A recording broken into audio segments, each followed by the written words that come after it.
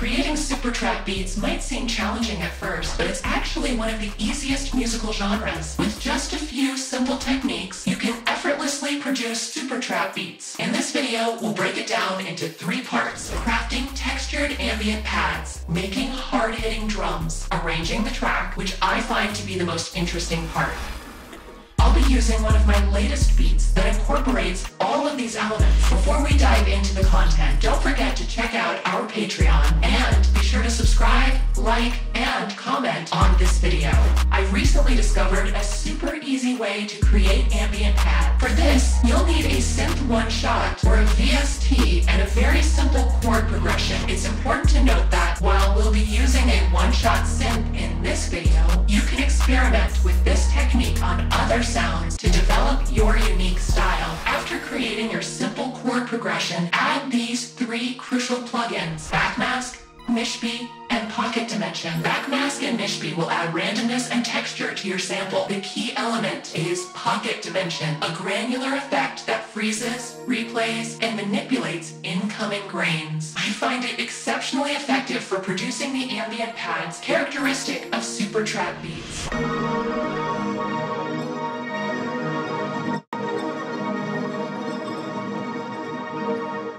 Trap. This is often all you need for the melodic part. Let's move on to the second part. In this part, simplicity is key. Leave as much space as possible, but there are a few techniques to enhance your drums. Apply an envelope to the hi-hat, especially for those typical low hi-hat notes. Feel free to experiment with claps, snares, and rims. Avoid always placing them on the 3rd beat. They're great for creating a bounce throughout the track. For the 808, sound selection is crucial. Check out our future expansion Patreon or kits from Appa2X or Ilka. Part 3, arranging the track. I believe this is the most interesting part of the video. When you analyze the beats of some of the most famous super trap producers, you'll notice an intriguing technique.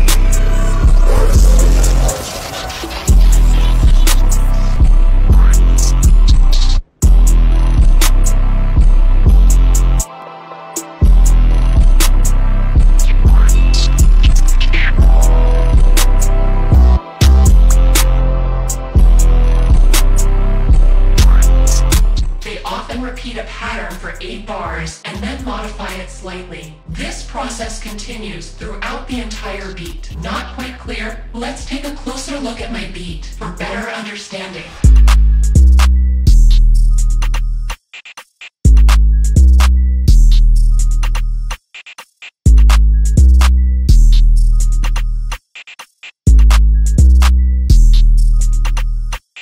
Creating these patterns is straightforward, because you essentially recycle and slightly alter previous patterns. This technique is fantastic for making high-quality beats, not just super trap beats, with ease. By following these steps, you'll find that making super trap beats is simpler than it seems. Enjoy experimenting with these techniques, and don't just copy what I made, but take my knowledge and experiment with the techniques I gave you.